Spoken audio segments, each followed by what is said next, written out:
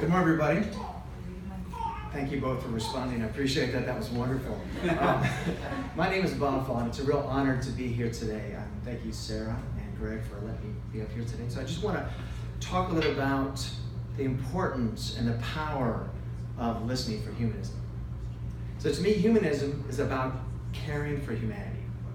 All of it. Everybody. Not just people that believe like me or think like me, but for everybody. And us humanists, we have wonderful opinions, we've got great insights. Matter of fact, we were here early and we heard people having all these discussions about liberalism, libertarianism, all these great insights and great thinking. And I've discovered over time that, all right, I have a lot of opinions as well, but that we do best when we balance giving with listening. As a matter of fact, this is going to be an audience participation piece, so when I ask a question, I'm really looking for real answers. When people listen to you well, people that you want to share deeply with, and you feel comfortable being completely open, what is it that person does that makes you feel comfortable to share and be open? Anybody? I've got 5 minutes, I can wait. Yes, sir. They don't interrupt and they don't change the subject. Yes. So they listen, they listen as you follow through. Let's hear from one other person. Who else would be willing to share? What do they do? Nonjudgmental. Nonjudgmental. This is a huge factor. And I don't know about you, but I am very judgmental of a lot of things right now. Right? I say a lot of heads nodding. One more thing, yes. They look at you. They look at you, yeah, so they actually pay attention to what you're saying, hopefully give you some eye contact and all that. So you really know that you're being listened to. So we're going to move on. This is great. I love all this audience participation. Okay, so one person. Yes, sir. I find people who are curious. Yes. Are good to talk to. Oh, fantastic. I'm glad I took one more. Yeah, so the curious piece, or as Alice said in the Looking Glass, curiouser and curiouser. And that's a really powerful attribute there. So this is something that I've discovered. As a matter of fact, as someone who's very opinionated, has a lot of strong opinions, I have found to listen first goes a long way.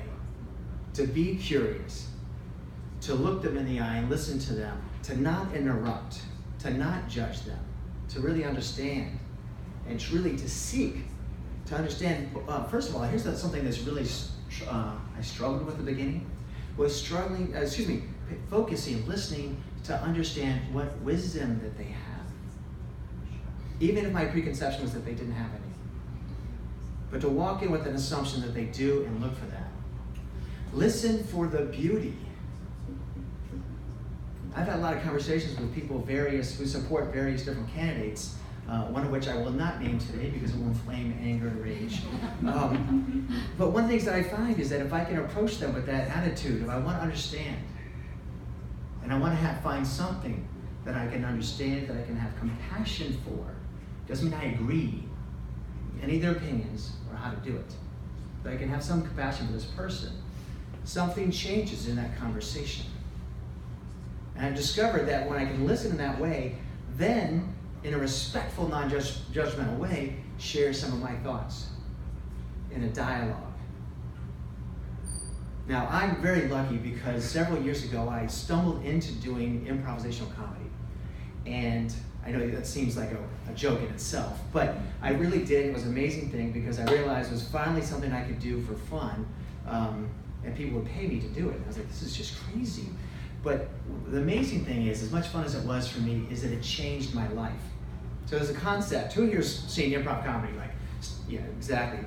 Wow, okay, 5 people now raise their hands. So we're getting more and more participation as we go along. This is great, we like that. And one of the things that was amazing about it is there's this fundamental, underlying principle called yes and. And so on stage, for those who've seen improv comedy, essentially part of the thing is, when you're on stage, you're trying to make everybody look good. How's that for an amazing life principle? And you're also trying to, whatever people bring to you, to build upon. You don't change the subject. You might build upon it, maybe redirect occasionally, but you don't deny them. You don't say you're wrong, you're stupid. That kills the energy of the show. And for me, as a very opinionated and true, and I will admit this, very sarcastic person at the time, I was very, very proud of my sarcasm, even though nobody else seemed that impressed with it. Anybody ever find that? I see a lot of people out there, yeah, I'm very sarcastic, and then people are like, yeah, no. Jeez. So that sarcasm piece, I started gradually swapping that out, mostly through pressure from my girlfriend at the time. But I started swapping that out and started pursuing more of that yes and approach. Now I do it with my clients. I'm a positive change consultant, and I have the really lucky job to be able to go around the country and help organizations improve their cultures, improve their leadership. And I found that when I started and I came in, I lectured at them. Yeah, they were kind of impressed, but then they want to know, what are your credentials, where do you get this from, and all that. But when I started out every talk or every training program by asking them, what's your wisdom with this? I don't say those words, but I essentially say if it's motivation or if it's leadership, what do you already do that works? What is everybody's favorite topic? Not politics. Your favorite thing you want to talk about is themselves, particularly if it's something good about themselves, right? And listening and really caring about it, looking for that beauty, looking for that wisdom. And it was a great training process for me because that's not the way my brain worked. But when I started doing that, even when I speak to lots of people and I get things from the audience, I start to hear them, I start to build upon it like I did with all of you. And it's a conversation versus a lecture. And I tell people, I say, so the good news is I'm an expert on leadership. I've been training on this for 28 years, and all of you have been doing this for years as well, and collectively have hundreds of years of experience. So we're gonna have a conversation with the best stuff. And I find the same thing when I talk with people about politics or worldview, and that's the hardest one for me. I get really caught up. My wife says, stop arguing about religion. And so then I argue with her about why I should argue about religion. But I found even around that, so my older brother's a very strong Christian, he's a great guy, and we have some wonderful conversations, but if I get didactic, it shuts down. So I want to just say, I want to pose a question to all of you, because it seems like a lot of people are listening, except for that little infant over there. I'm just offended that he's not paying attention. My closing question for you is, where can, in your life, if you are interested in this idea at all, where tonight or tomorrow can you listen with compassion? Where can you listen to look for wisdom? Where can you listen to look for beauty? And then bring your wisdom and your beauty with them as well.